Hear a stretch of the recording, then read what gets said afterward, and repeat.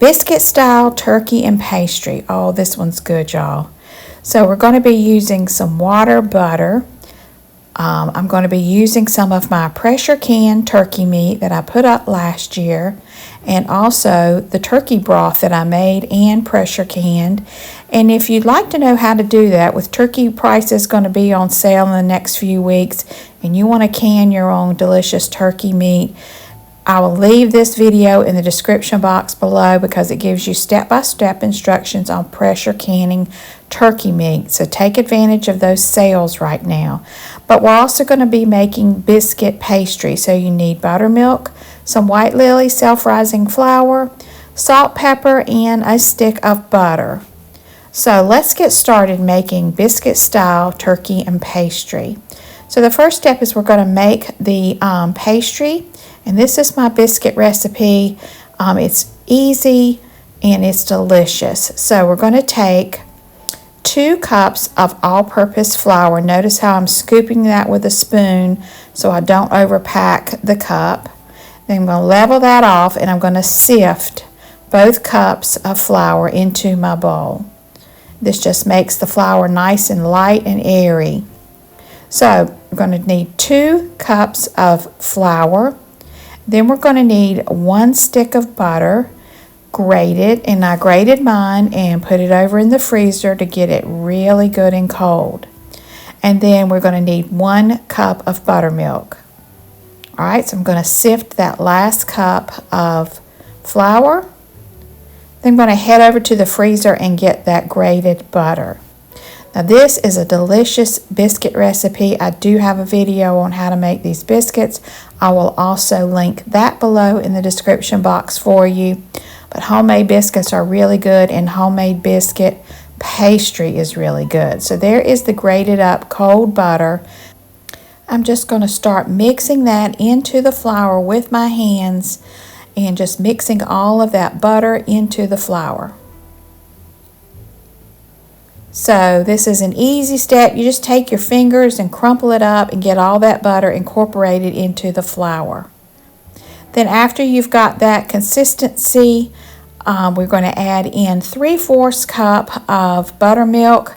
I say 3/4 to 1 cup, but I'm going to start with 3/4. And we're going to make a well in the middle and then pour that right into the flour and butter. Then I just kind of lightly go around tapping that flour right into the buttermilk, and then eventually it will make a ball. And if I have a lot of flour still left in the bottom, I will finish off that milk. And you just want a nice sticky dough. So I do have my pastry mat out because I'm going to be rolling this out real thin. The thinner the better, and then I'm going to cut it with my pizza cutter into strips. So let me get my fingers all cleaned up, and then we're going to come back and roll this out. Now I'm taking 1 tablespoon of flour, mixing that on my hands and on the rolling pin. All right, after I get everything nice and floured, we'll start working with this dough, and I'm just going to knead it a little bit and pat it down, and then I'm going to take my rolling pin and roll it out. So there's the rolling pin, and I'm just going to roll it out very thinly.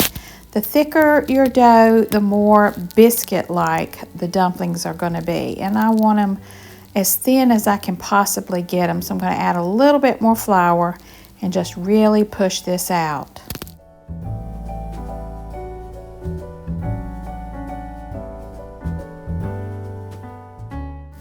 All right, once I get the desired thickness of my dumplings, I'm going to take my pizza cutter and just go through and score it. And probably you'll do about 2 to 3 inch dumpling size. It really depends on what you want to do. I did mine about 2 inches and they turned out great. I don't necessarily recommend doing great big long strips. It tends to break in the pan while it's cooking. But there are my dumplings all made, and now we are ready to get over to the stove. And I have my pint of really delicious turkey broth that I pressure canned last year. I'm going to add in 4 cups of water, And there is juice in that turkey meat. I will also be adding that to the pot. So I'm going to add in, I did add in 2 teaspoons of salt, but start with 1 and see if you need to add more. A half a teaspoon of pepper. Give that a good stir, and we're going to bring this up to a nice rolling boil. All right, so now it's time to add our dumplings. So one at a time, I drop those into that boiling water. And then after 3 or 4 pastry strips, I would recommend you give it a little stir. But I'm going to go add in all of these strips.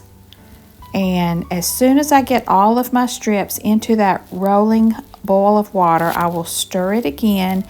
And then I'm going to turn the heat down to about a medium, because I don't want to cook these to death. So we're just finishing up adding in that pastry strip. And then once we're done, we're going to lower that down to a small boil. Now, after about 7 to 8 minutes of cooking these, I'm going to be adding in that turkey meat. So you can see my dumplings, it has really thickened up. That flour makes a nice gravy in the broth and water. And there is that delicious turkey meat that I pulled off of a turkey that I got on sale last Thanksgiving. And it's still delicious, still good. And I'm going to add that right into the biscuit pastry. Give that a stir. Now, I recommend that you only cook this for about 15 to 20 minutes. Anything longer and your biscuit dumplings are going to turn to mush.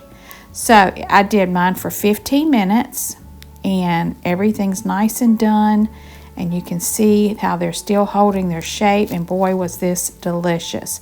This was lunch for my husband and I, and we thoroughly enjoyed it. Big chunks of pastry and turkey meat. Oh, this is a keeper. So make sure to check out that video on how to pressure can your own turkey meat this fall. Thank you for watching. Have a blessed day.